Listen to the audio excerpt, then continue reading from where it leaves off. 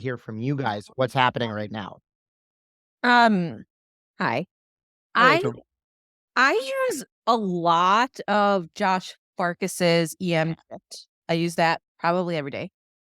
Um, the and then blog. tutorials I save and I refer to those a lot as well. And are tutorials that you saved, and do you save them on Twitter or do you save them somewhere else? So I bookmark them to Twitter and then maybe once a year, the goal is always more, but that doesn't happen. I screenshot them and save them to a computer. Okay. Anything else? I mean, I obviously use podcasts, Okay. but on the day to day, if I just have to I use Up to Date, but then I'll also just Google. So today I Googled HIV paraprotein gap tutorial and Tony Brew had one and it came up. And so I do that a lot. Is it sad that I know the tutorial you're talking about? It's a really good one. All right. So you actually, okay. So you're using digital education at the point of care. You had a question about a real patient. Yeah. Who else? I use infographics a lot. I feel like visually they're easy to show concepts, like for rounds, for teaching as well. And again, how do you find an infographic? Do you have a collection saved? Do you find them at the time? I have an Evernote where I keep notes for things that I find everywhere, and also kind of things that I add on from rounds and from just learning in general from the hospital. And your Evernote, does it have only digital education, or does it have papers and stuff in it as well?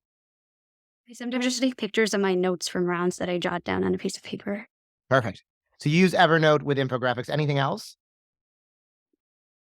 Everything that Rachel mentioned as well. Okay.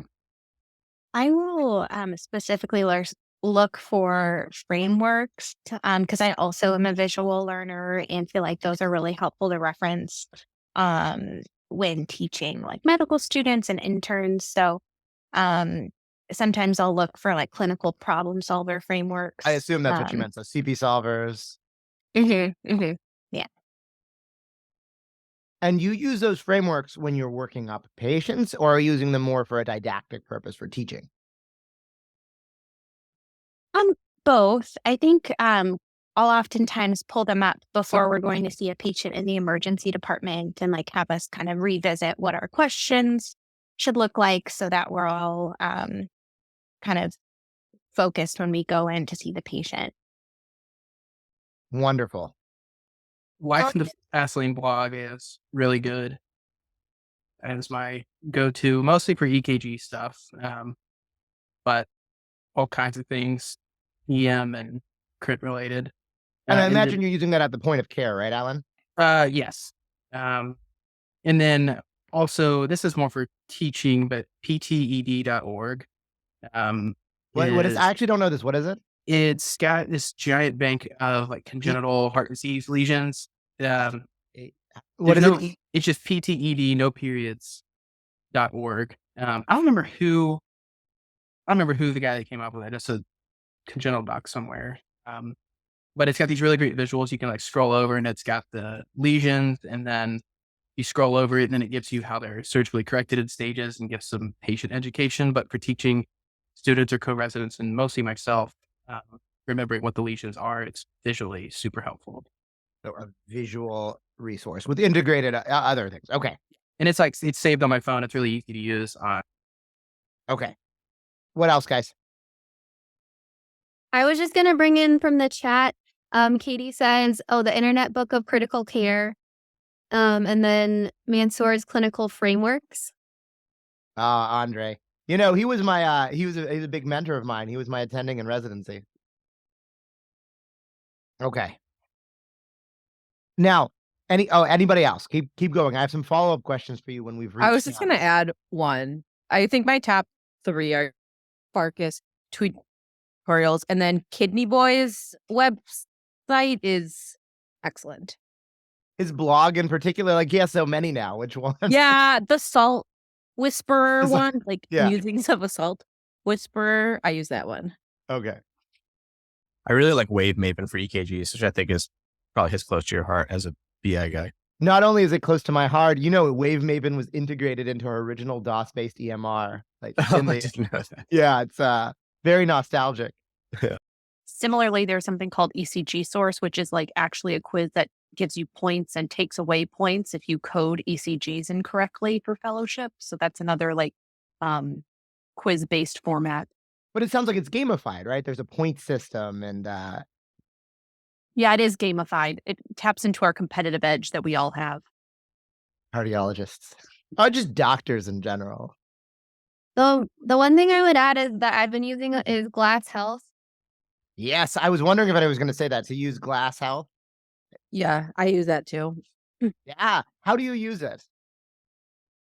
I'm still trying to work it into my current system. It's been like the one limiting thing. Right now, what I'm doing is this is ridiculous, but copying and pasting the things that I use a lot from it into my other system, which is Notion. So you use Notion. Okay. So Gerline said she uses Eversource. You've used Notion, and now you're trying to integrate it into Glass Health. So these are the resources that you're using to try to keep all of these disparate digital resources together. I started using Glass Health like maybe a year and a half ago, like pretty soon after it came out. So what I do is like when we would round and then I would like take a bunch of notes on things, I would then do a deep dive on the stuff that I wanted to know more about, and I would put that into Glass Health. Oh, that's great. Okay. And you would refer back to it, right? Yeah. I'm going to throw some things out there. I'm curious. YouTube videos. Does anybody seek out videos for your learning? I do. Definitely use a lot of YouTube people for, especially when I was starting interventional, where there's several people online who talk about how to do cath cases, the different wires, the different views. Many people. So procedures in particular, it sounds, right? Yeah, the procedure is just the knowledge of how to do the procedure itself, and then some of the understanding of the more complicated aspects of it, along with indications. Okay. Anybody else? I use it for EKGs a lot. I feel like there's a few EP guys who post videos that are helpful for EKGs. Okay. I feel like we have a pretty good list of resources here. Actually, this is a great list of a variety of different resources. I suspect a lot of you also used digital resources in medical school. Would that be accurate? If there's anyone who didn't, I'd be very curious. So I want to get on. I'm not going off of this view yet because I still want to talk. It's still going to be a discussion. So this question, what is digital education? I really want to know what you guys, because what I'm hearing is that digital education resources play a large part of your education.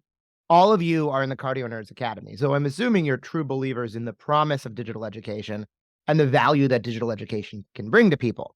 So how do you think of digital education? How is it similar? How is it different from traditional education? How do you guys put this together? I think one important thing about digital education, and kind of the way that it's just changing the landscape is that oftentimes you need to seek it out, because it's not kind of spoon-fed to you, and like passively learned. A lot more of it is active as well. Yeah, so speak more of that. When you say seek it out, how does one decide to seek something out digitally as opposed to part of your curriculum? Right. So I think that I think about this a lot more personally because my program's trying to revamp a lot of the education. But traditionally, we have people from generally the individual institutions giving lectures. Now, a lot of those are turning into Zoom lectures when attendees don't want to meet in person. And then there's a little bit of kind of a convergence of the way that the traditional education is versus things that are relevant in point of care or with specific patient cases. Such that now I feel like after the pandemic, the line is a little bit more grayed. But at the same time, traditionally, right, we go to a lecture hall and it's kind of decided in advance what we're about to learn.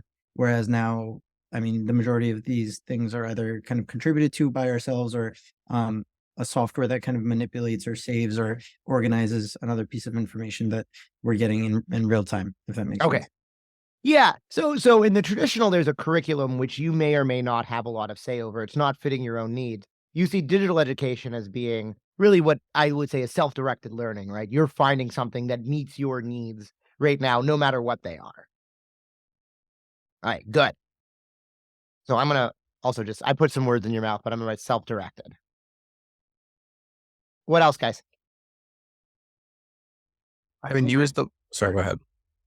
I think it's you can kind of use the technology to your advantage and really kind of direct the learning in a lot of ways. You can press pause, you can rewind, you can screenshot, you have a lot more controls. Oh, and when you're saying you mean the user rather than the user. creator. Yeah. So the learner has more control. But I wonder if the educator also has more control as well, too, because, right, when you're giving a lecture, if you mess up, you can't have the ability to go back and erase it, or maybe to go back in if an idea comes up later and you forget you meant to say something. In digital education, you can edit your blog post or add on an addendum to your tweet or re-record the lecture. Good. Okay. So not only does a learner have more control over the way that they consume it, that the person who's creating it, it's more deliberate, right? It's not being done in the moment. Go back and make things, add addenda. I think oftentimes the people creating digital media don't have to be the people who are the experts, like in terms of like the traditional hierarchy of medicine, in terms of like attendings or people that are like the knowledge experts. You have people creating like infographics, tutorials, as well as other content that might be learners, and you can like learn from any person. So it really flattens the hierarchy, and it's more like vertical learning. From anyone. And it gives a chance for teachers from unexpected, non-traditional areas, right? I think, though, that's one of the hard parts, too, right? Yeah. Because as the person that's, like, taking in all this information, like, you don't really know who to trust. So when I use a lot of, like, I consume a lot of this, but I tend to consume it from people who, like, I can trust, right? So, like, the Tony Brew tutorial, like, even without knowing him, I know I can trust his content. But there are times where I either have to, like, confirm it myself and I don't feel like it, or it just makes it a little harder, I think. So there's some challenges in digital education with, I mean, I don't know if you want to call this trust, if you want to call this critical appraisal. They're both facets of what you guys are saying, right? I think it has the opportunity to be like the most up-to-date information. And I think we saw that in the pandemic, but I also agree with Rachel that you have that other side where this may be the most up-to-date, but can you trust it? You can tell I'm in medicine because I spelled up-to-date as one word. One thing I would say, I feel like it rewards people who are engaging teachers over having rank, which is, you kind of already said, and then it's on demand. Like you can look it up when you need it instead of trying to remember it from 14 months ago. Yeah, I think also one of the downsides of traditional education is that sometimes it's hard for you to minimize the gap between the teacher and the learner. And with digital education, you can learn from your peer. So your peer at that side with you at the same rotation had a specific question. You learned, you studied, you made a post about this. And now they tired you learn. So, and your peer had the same questions environment that you were in. So I think that's a very, very, very powerful tool for this purpose. And that also gets at this idea of the learning environment, right? What is the learning environment in digital education? I think it's interesting too. I've been doing a lot of just reflection and talking to mentors about the hidden curriculum, and mainly the negative connotations of it. But I think that this is one way to really overcome that, right? You get rid of that hierarchy. You hear people kind of approach problems and reflect out loud, and that's often lost in the way we do medicine right now. And it gives you a network, a culture that stretches beyond your institution, which is different than the hidden curriculum, but it allows you to have this more expansive view of culture. Yeah. Okay. I also think digital education, a lot of these things kind of stand alone versus when you think about how you learned in medical school, lecture at the end of the block would have never made sense or to anyone if you didn't have the 10 lectures before it, which I think is advantageous for digital education in general. Ooh, explain more about that. I'm curious. Yeah, tell me more.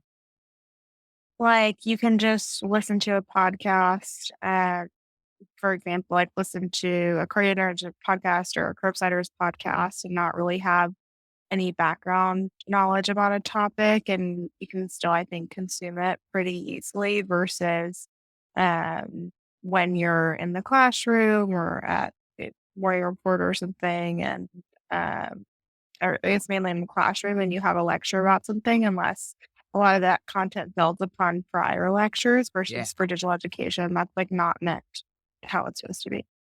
Consumed. How I said, designed to be consumed individually. And what do you think that is? So when you listen to a Curbsiders episode, right? What do you think that is about that Curbsiders episode versus what you might have received in a lecture in medical school? What's different? I think it's like the assumption of the content creators, of the podcast creator, and that each user is a beginner in that specific subject matter.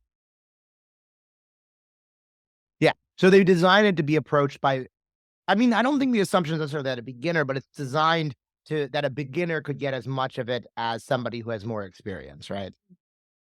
Yeah. Okay. Before I go on, I have another question to reflect on.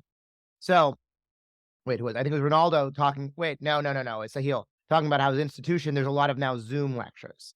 So I want you to imagine that your residency just records a noon lecture and like a standard noon lecture and uploads it as a YouTube video online. Is that digital education? What makes digital education different than traditional education? Is it just the media in which it is? And I want to hear your reflections on that. Like, what makes digital education something different than traditional education?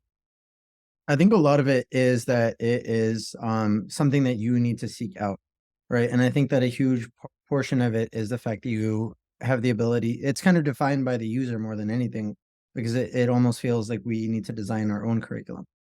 And I would say that it's archivable. It's not just, traditional education.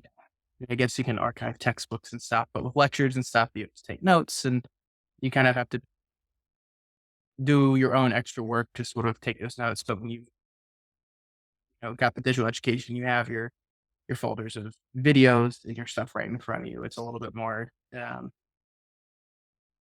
easy to sort of organize that way, and easy to go back and search and find again. And I think so. To answer your first question, so my M1 year was in 2014, and where I went to med school, like we didn't go to lecture. They just you could go to in-person lecture, but they were all recorded. So like there would be 2 people that would go, and then like all the rest of us would just like watch it on our computers. And in my head, that was not digital education, right? And why not? What was different? I was just like still watching a lecture. So like just putting a screen in front of me didn't change anything. But now I think one of the cool things, and not all digital education has this, but like, I don't know, you think of like the Curbsiders, like just listening to the podcast, like I don't retain it all, but then like you get the email and then you like go online and you're like, after all these passes, like something will stick. So it like allows for more spaced repetition, I think, that which is like better than just like watching a lecture, whether or not that's like on a screen or in person. Good. So it's well constructed, right? There's spaced repetition. The people who create these, or I should say the successful digital educators, are taking adult learning, like how adults learn. Because I'm going to tell you right now, I assume you're going to learn about this, but a 1-hour lecture, sitting an adult in front of that and having them that is well studied, and it does not work. Anything else? Any other insights in the difference between traditional and digital education? One. I feel like Oh, sorry. Go ahead. Okay. I feel like it's just very different if a lecture is intended for an in-person experience versus content that is intended to start off virtual. Because I think you have more control over your audience when it's an in-person lecture and there are assumptions made based on that insight into the audience of the medical school class versus digital content. It has to be a lot more accommodating and adaptable. And I think especially with the start of the content, there is like a great effort to orient and engage like a wider a range of learners. And so that's kind of another differentiation I think of between like a true digital education material that started off with the intent of being digital. That's a really good insight, is the assumptions about the audience, where the assumption in a digital space is that it is a broad audience and therefore you need to be as engaging as possible. Realistically, we should do that in person too, but neither here nor there. Theo, what else were you going to say? I think the one interesting thing that digital education, however we may define it, has created or define it, has created is kind of like a competitive market, because traditionally we're stuck in our kind of listening to the content expert at our particular institution. Whereas now there's kind of a massive market across the United States, but even the entire world, where like whatever the best resource for a particular topic is ends up kind of elevating the quality of itself, right? Because Right. it's very interesting that when everyone's listing what they use, for echoes, it's this one type of digital education. For EKGs, it's a completely different other one. And I think that that is just a function of the fact that now we're not restricted to listening to one type of person at one place. Even though the person lecturing on heart failure at my hospital is a different one than across the street, those people are basically kind of competing against each other in this market now. Yeah, competition breeds quality, right? Regardless of the didactic methods, the fact that you need to stay, like, the learners will choose what is best or what they like the best. That's all right. Anybody else? All right. I am going. Oh, yes, yes. Then very briefly, it helps us discover perhaps another side of us, which we didn't know before, and that is our passion for teaching. We learned something about ourselves as we are creating content. And that's just what motivates us to continue creating content for others. I know you said very quickly, but I'm going to ask you a follow-up question. What have you, through being a digital educator, what have you learned about yourself? That I like sharing my passion for congenital heart disease with others. And I'm just saying that specific field because that's really what all of my posts have been about. Does that resonate with anybody else? Yeah. I think going off of that, I think you learn that teaching doesn't have to be as complicated. I think that before you thought you have to have like many like certain degrees to like give a simple lecture, but then with this you can like learn specifically about one thing and teach it. So it's not as this big thing that we thought it was. Like you could be like anybody, for lack of a better word, and then still teach. I'm going to ask all of you a follow-up question. Do you, this is a dumb question because I know what the answer is, but I want you guys to think about this when it comes to digital education. Do you feel that by being digital educators, you've participated in a community of digital educators or built a community? And in what ways? So yeah, 100%. So I think like I said earlier, I'm from Joplin, Missouri, which is like kind of in the middle of nowhere in the Midwest. And I love it, but it's true. And there are like no female cardiologists at my institution.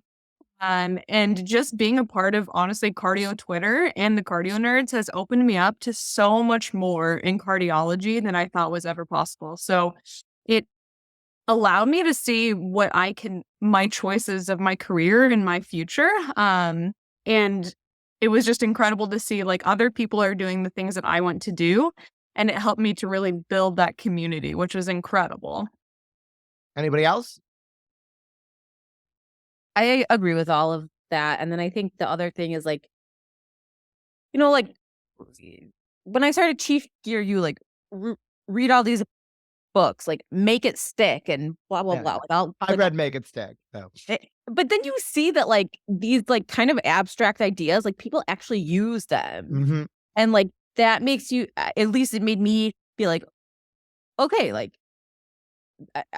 this is like actually a thing. Like you feel part of it. And also, you find out that there are multiple ways to talk about this thing. Mhm. So the very different as perspective, very single this event. And I think that's beautiful. And you change your mind, you open to new ideas. So I think it's really great. Anyone else?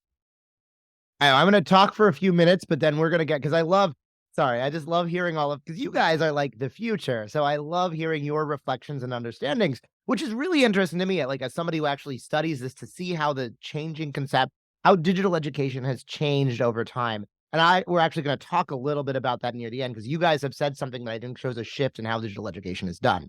So I agree with all of you in how to define digital education. Obviously, it happens in a virtual platform, but like a medical school recording their lectures is not digital education. What makes it different? Well, as multiple people have pointed out, I think Zahil first mentioned, it is self-directed. It is user-directed. The users ultimately decide, like identify knowledge deficiencies and seek it out. A lot of you are using it at the point of care, but also for lifelong learning as well. There is a there is a inherent use of adult learning theory. This is what Rachel was mentioning with Make It Stick, right? That is what Make It Stick is about. We'll talk about this a little. Well, I'm talking. Well, I'll probably run out of time. But if you really read Make It Stick and you look at the principles of adult learning theory, you will see them over and over again. Someone mentioned how like the Curbsiders has spaced repetition. Shreya intentionally has in her 5 pearls goes back and repeat. Those are all adult, like evidence-based adult learning theory principles. Multimodal learning, right? You are using videos, infographics, tutorials to reinforce the same thing. These are all inherent in adult learning theory, the scientific way of how we learn. And one of the things that I find most interesting is that digital education is really situated within virtual communities, right? And traditional education sort of is also, right? You're in a medical school, you're in a residency. But inherent in a lot of digital education, what we're doing here at CardioNerds is that you are within a community, and that digital education takes place within a virtual community that almost by definition spans institutions. So there is this sense of community. There is this sense of networking, of getting different perspectives, of learning how things that are done in different places. That is a lot broader. And that, I think, to me, like looking at digital education, right? Because there's flipped classrooms. There have always been great teachers who use adult learning theory. But to me, that's what makes digital education very, very unique, is this sense that it takes place in a virtual community that spans institutions. It spans continents, right? Like because of this, I'm sure you guys are the same. I collaborate with people from all over the world now and I'm friends with nerdy internists all over the world. And that's something beautiful. So you guys mentioned resources that my residents 2 years ago were not using. One of the exciting and bewildering things about digital education is how quickly things change. To give you an example, this is from 2022. This is from a French graphic designer looking at the landscape of social media. This is what it looked like when he first started doing it back in 2006. I'm old and a nerd, so I've been using the internet for a long time. So I recognize some of these websites. A lot of these, like Justin.tv, like a lot of these no longer exist. You guys are young and going into digital education, so things will change, right? Digital education is going to continue to change. That's why one of the big focuses is that it is not the medium, right? When you're at CardioNerds, and this is something that Amit and Dan focus on, it is not the specific medium that matters. It's the way that you use that medium to get your message across and the learning principles that you use. So digital education, there's infographics, there's tutorials, there's medical podcasts, there's video streaming. You guys have mentioned other methods that they do. I mean, I don't know if anyone learns from TikTok. Apparently, some of my residents are using TikTok for medical education. Wait, does anybody use TikTok for med ed? Of you guys? I'm getting some no's. Some of my residents learn on TikTok. Shreya created a Core IM TikTok channel. We will see how successful it is. I'm old. I'm a elder millennial, so I find that all bewildering. But things are going to change. Things have changed in I'm now a geriatric digital educator because it's not that old a field. And I've seen things change a lot, and you guys are too. The focus is not, and this is what you're going to learn. It's not any specific medium. It's how to teach effectively in a virtual community. I'm going to show some data here. This is relatively boring. The large point is that, and again, you guys know this, digital education is medical education. Digital education is not the future. Actually, I would be curious. I'll open this to you guys. Do you guys learn more through digital resources or traditional resources? Digital, for sure. Digital. Is anyone going to say learn more through traditional resources? No. Yeah. So this is digital education has already taken over. Again, I don't need to tell you this, but I'll show you. This is a survey that was published last year. Podcasts and YouTube are more popular than textbooks. We have a study that's going to be national survey that's going to be published soon. These numbers have only gotten more dramatic with COVID. Like digital smokes pretty much everything else. Attendings use this too. EM, I'm sure everybody has a sense that the emergency medicine physicians have been doing this for almost a decade longer than the internists. If you know the term FOAM, free open access medical education, the EM Crit World came up with this. Well, these are the numbers for how CME is done at a multi-institution study for APPs and emergency medicine physicians. And videos are 67% of them used, podcasts 47%. How about written material? 35%. This is from attendings, right? So digital, and this is overlapping with the pandemic. So digital education is what medical education effectively is these days. To show some numbers, I'm again, none of this is surprising to you. This is from a study that we published looking at the global penetration of podcasts in particular. But the amount of reach, 192 of 207 countries in the study area, about 20,000 unique listeners per each episode. They're staggering numbers, right? When you guys create an infographic on Twitter about congenital heart disease and it gets, the engagements, has anyone looked at how many people actually end up engaging with it? I'm curious if you guys look at those statistics. We definitely do. And a lot of times Amit will send after a journal club, we'll send the simpler or whatever. It's always, it's a lot. Do you have a sense on the numbers? I mean, I want to look this up, but I'm pretty sure one of our journal clubs have had like 8 or 10 million impressions. Yeah. And did you look at the engagements also? Yeah, let me look it up. Give me a second. I don't want to misquote. Yeah, in our digital education track with our residents, they create podcasts with Core AM, the 5 Pearls. And those episodes are unique listeners, like 50 to 60,000 people are listening to them. On our, what we used to do in our residency track with the senior teacher when they created tutorials, some of them got 100,000, 200,000 engagements, not just views. So the impact, like if your goal as an educator is to get your message out there, this is by far, if you think about like a lecture hall, this is by far the most effective way to do that. You probably have seen this. This is from Mike Cadigan, and this is Teresa Chan's group, looking at the growth, and you'll see that this ends at 2012, looking at the growth of podcasts and blogs. Very interestingly, they had a recent study. I have an animation. I'll show it to you. Updating this. And it turned out not to be exponential growth. You can see it grows, and it grows. I talk too fast. And then it does not continue. They actually decreased. So this is the digital education is undergoing something that happens in a lot of other fields. It's a theory of creative destruction, right? In the early days, there's a lot of excitement. There's a lot of exponential growth. And we're seeing this in different specialties at different times. And what's happened is that there's more of a consolidation now. There's a higher increase in quality. The total number is decreasing. But still, the number of users continues to increase. Has anyone read this article by Deb Simpson, Medical Education in 2025? It's 2023, and it's already terribly out of date. But back in the late 2010s at JGME, they had a group of medical educators at GME programs throughout the country, and they sat down and they looked at how medical education was changing. And based on that, they looked, and this is before digital education was as dominant as it was. It was still relatively small. And they looked at what educators would need to do in the future, how the role would need to be changed, right? Because the traditional view of the medical educator is as content expert. That is what they bring. They have this expertise, this broad expertise that they can give to the learners. And there is now, I don't need to tell you guys this, there is more knowledge out there than any individual person can learn. And it's not often siloed in individual institutions, especially at the subspecialty point, right? You may not have the best person to teach a specific subject. It's a little, it's a little easier at the residency level, but certainly at the subspecialty level. And their categories that they came up with that medical educators were going to have to do is diagnostic assessor, content curator, technology adopter, learner center, navigator, and professional coach, and learning environment designer, engineer, architect, and implementer. These are the skills that are going to make good medical educators in the future. If you really think about what we do as digital educators, you guys have described content curation over and over again using Glass AI, using, oh my goodness, I can't remember all the apps that you guys use right now, using Evernote, but like curating content for your learners is something you guys are already doing. I think this is so cool. This is something that we didn't really do just a couple of years ago.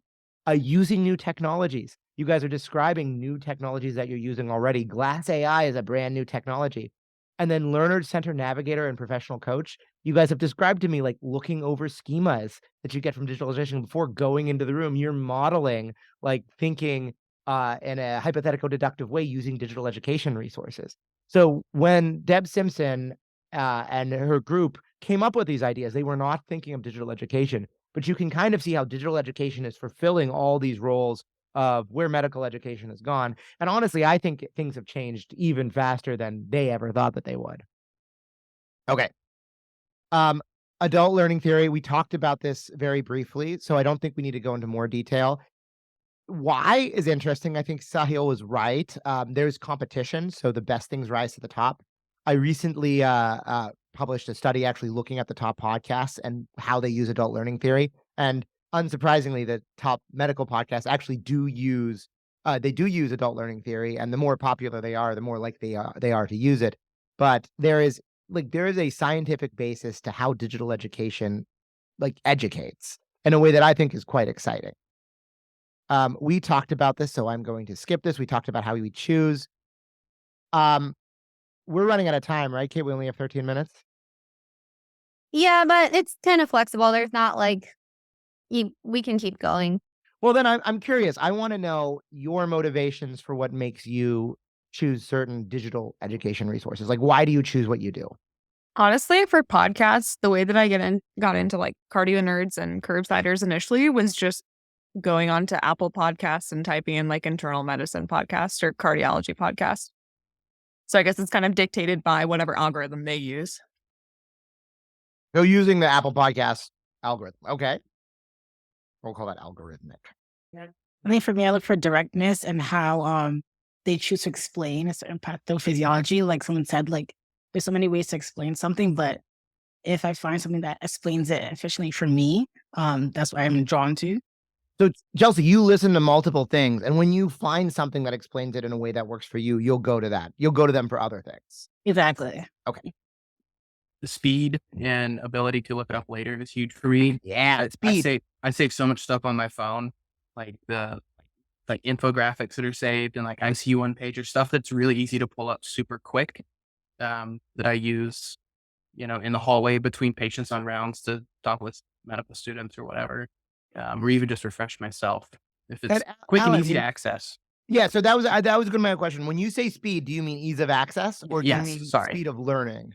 Speed of access. Okay, I'm a slow learner. If you know me, you'll know that.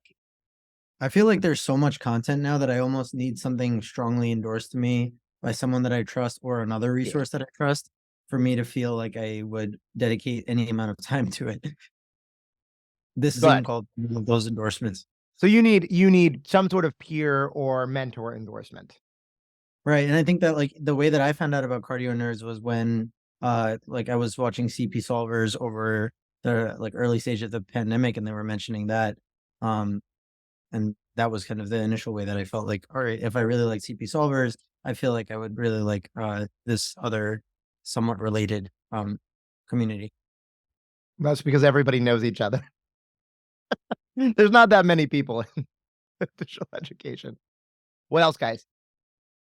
I think I like resources that answer the question of why or how come. So it's you get your surface level answer, but then you can dive in deeper if you want. And then I also like a little bit of like data in there. So like I want to know like what the likelihood ratio is of blah, blah, but like I don't want it to be only that. So I like a healthy mix. Shreya calls it elevating the conversation, right? Like having something that you wouldn't just get in a superficial. Yeah. I'm much more likely to keep going back if there's at least a modest level of entertainment value. Yeah, That good. I'm sounds glad you said that. superficial, but No. it's true. I want honesty here. It has to be fun. I have a question for you guys. Does anyone choose resources that fit into their lifestyle, right? That they can listen to, for example, while cooking, or like is that a factor that goes in? A podcast that is within my 20-minute commute. Commuting is run. huge. That's what I assumed you were going to Yeah. say. I almost purposefully didn't move closer to the hospital my second year because I felt like that having that like 25, 30-minute commute in the morning was sometimes the only kind of time that I had to review topics on the way to and from work. Good. That I was surprised no one said that. Do you choose topics by patients that you see? Like what makes you choose a topic? Yeah, I feel was like I just going to choose a say, sorry, go ahead. No, you go ahead. Oh, no, I was just going to say I pick topical topics. Like if I have reviewed my clinic schedule and I'm like, oh, I know my patient's coming in for this. I want to prep myself to be like a little more fresh on this differential. And so I'll like search based on a symptom or a diagnosis. Okay, so you're thoughtful. You look at the patients that are coming up and you use that to identify things in which you have self-perceived needs, or at least to refresh. Katie? Wait, Katie, weren't you going to say something? Sorry, I was actually going to say the exact same thing. You Okay. stole the words out of my mouth. I think I'm a little guilty of listening to what sounds interesting, especially when it comes to podcasts. And there's certain things I probably should try to learn more about, but you can be a little picky. And I think when you have to teach other people, you think about it beforehand. You kind of learn to anticipate the questions that you're going to be asked. So the example I gave from this afternoon is I knew I was going to teach about paraprotein gaps, and HIV was going to come up, and then I just like had a feeling someone would be like, why do you have a high paraprotein gap with HIV? So like I just like anticipated it, and then that's why I looked it up. Does anyone pick out digital education resources because of like perceived deficiencies not in your training, but like in the conference schedule that you have at your residencies? I'm seeing some yeses. And how do you determine that? How do you see the need for that? Or do you how does that work? Maybe it's something that like clinically I felt like I was really uncomfortable with knowing how to manage it, or I had to look up more than I thought I should. Or I think ITE scores are truthfully like an area where if you see, oh, I know last year on my ITE, I really struggled in this section or this topic. And maybe in the month or two before ITE, I'll try to save some of those podcasts and re-review. Good for you, Katie. That is like self-directed learning A+. Who else? I also just want to mention, I try to find resources that are unbiased that would give me like a complete overview of the data so that whoever's creating the podcast does not guide me in one direction, and so I can see both sides of the argument. How do you do that? So usually like these podcasts that try to avoid like commercialization, pharmaceutical or kind of advertising. That's first off. That's like red flag for me. Got it. So you look for conflicts of interest. Yes.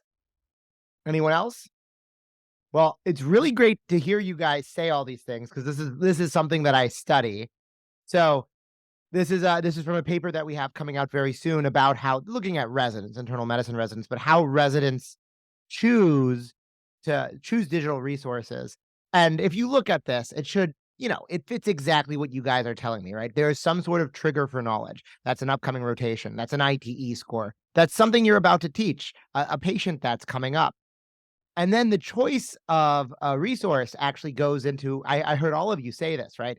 Does it fit into my lifestyle? How easy is it? What is the ease of access? What rotation am I on? What is my cognitive bandwidth?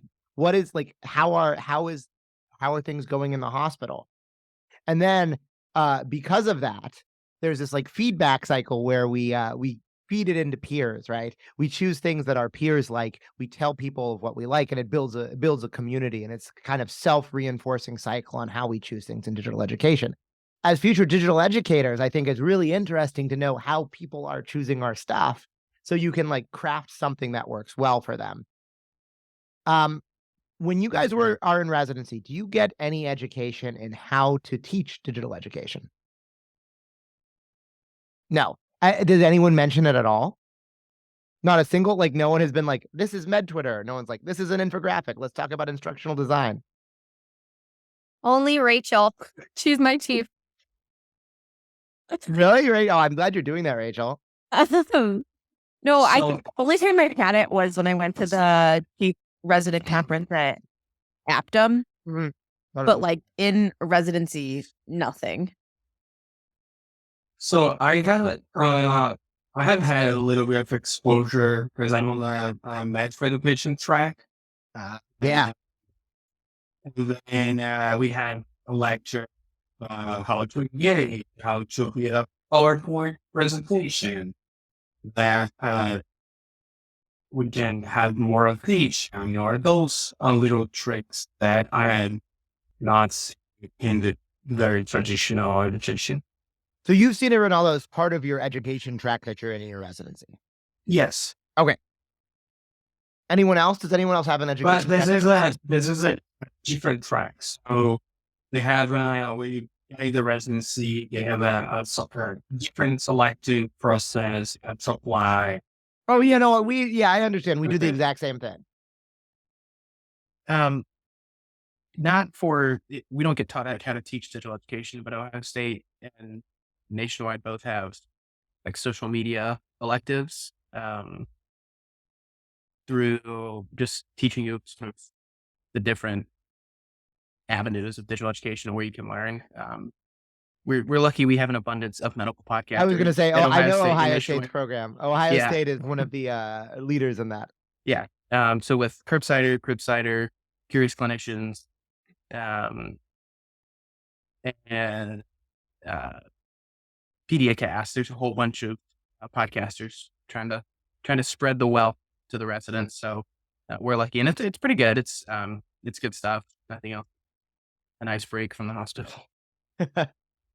Right, so that's good. Oh, yeah, so Ohio State is probably like it is like front leading the way on teaching digital education skills. But it sounds like most everyone's experience is no, right? This is an easy audience. So do you guys think that it would be important for residencies to teach some digital education skills, not only in how to teach, but also how to use digital education?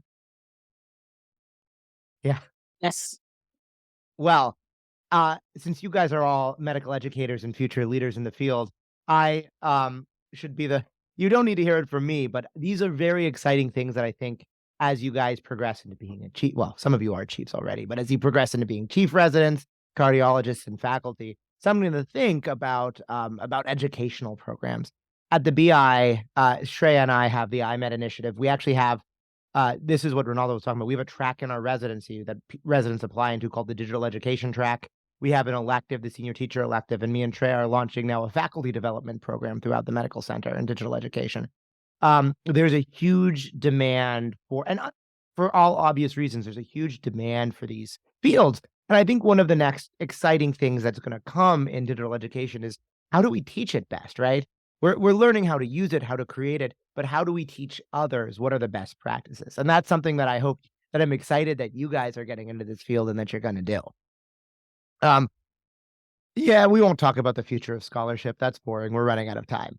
The one thing I want to talk about is the elephant in the room of med ed, which is generative AI. Has anybody played around with generative AI yet? Yes. Yeah. And what was your experience, Kate? Well, it helped me make my noon report. Really? Tell me. So I use Canva all the time. I've used ChatGPT just like for fun and to check it out.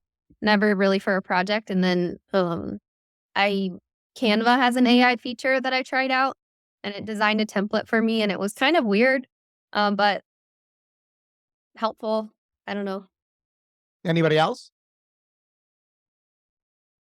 Yeah, I've used it just for like quick little tidbits, like, give me a lot of facts on X topic, and it just pulls them all up for you. ChatGPT is generally what I use.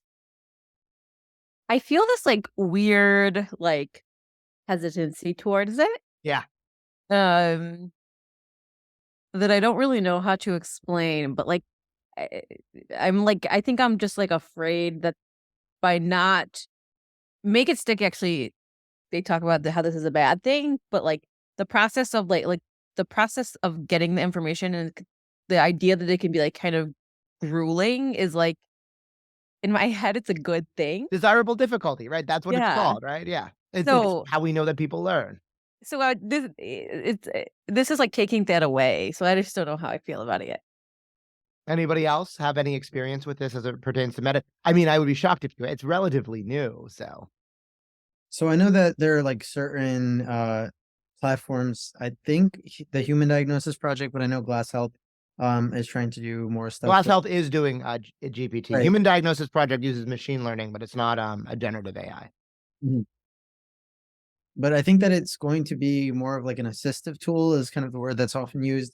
But obviously it makes everyone a little bit uncomfortable regardless. So what I did actually really recently, I had my third-year medical students pull up Glass Health, and if they were struggling with a differential diagnosis, would have them put it in, and then Glass Health would pull it up, and I would tell them, just like you said, that this is an assistive tool, and this may not directly apply to this patient in front of us, but it will give you a good starting point on where to go from there if you're struggling with that initial kind of step. And I thought that was super helpful, and they seem to really like that as a tool. There's actually a cardiologist who I follow on Twitter who must be on consults or something right now, but once a day he's like posting a question that they're asked and then like his own assessment of it and then chat GPTs and then like how they differ. Yeah. Pretty interesting. Fascinating. And how do they differ?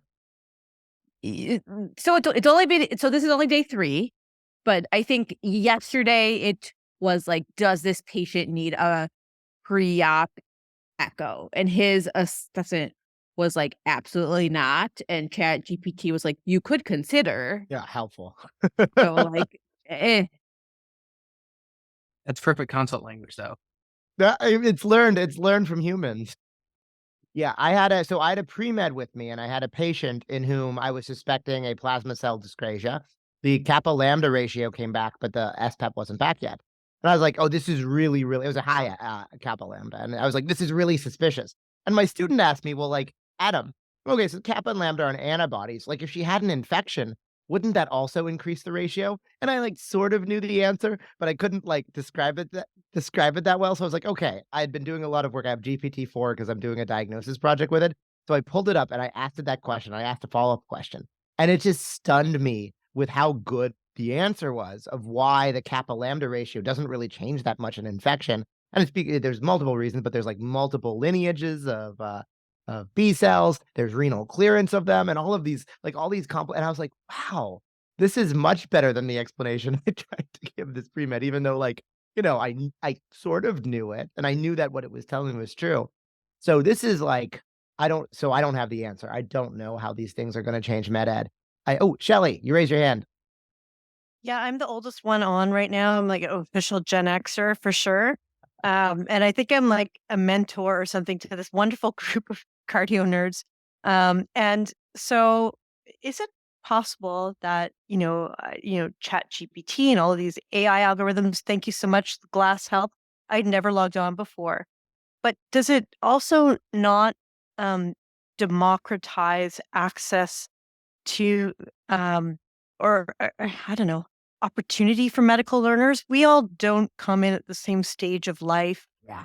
Some people are parents and have other obligations. And so instead of like scrolling through your online textbooks or like, I don't even know what, I mean, obviously I have no clue what you guys use. I've never heard of half of like, I mean, 3/4 of the stuff that you're talking about tonight. So this fascinates me. But does it equalize perhaps and democratize the opportunity to be a medical learner by providing these sort of rapid responses? I don't know. I think I think it's a game changer. The thing that I'm concerned about is, as people had mentioned earlier in the evening, was the reliability of what's provided. I would actually, so I obviously have concerns about reliability. I've been doing a lot of, so I've been doing some, I research diagnosis, so I've been doing some diagnosis projects. And my bigger concerns are actually more similar to Rachel's concerns, because I think the reliability is only going to increase over time. I'm worried about what it does to us as learners, right? So when it comes, for example, to clinical reasoning, we know how to make doctors reason really well. And it's mostly by seeing a lot of cases and reflecting on them. We know how to make people learn well. And it has to do, I mean, Rachel mentioned desirable difficulty. It has to do with the process of learning and going through this. And my biggest concern, and I think there's no question that these things are going to change medical education. But my concern is like, what does it do to our process of learning? What does it do to our knowledge base? How does it change how we think? And I don't know the answer to that. I mean, I'm studying it in diagnosis, but it is a just to throw this out here, because I have no answers, this is also new, but this is going to change medical education, and well, I'm not that old, but it's up to us to figure out like how that is. I think that it almost feels like the way that historically there was value to memorizing all these specific antibodies and all these really specific, like, kind of reflex arcs that are tested on boards. And now clinical reasoning has kind of been clinical reasoning, but also knowing how to find the information on Google and whatever resources is now really the value out of a physician. And I think similarly that this is kind of another juncture when this becomes a really like very relevant technology, that it'll kind of change the way that medicine needs to be taught. Because now the facts are all kind of available at our fingertips, and a lot of the reasoning is available at our fingertips. So that kind of makes us need to step up one level further in terms of what we're able to do as humans, and kind of at that humanistic perspective, but also kind of translate a lot of these clinical reasoning skills into the bedside.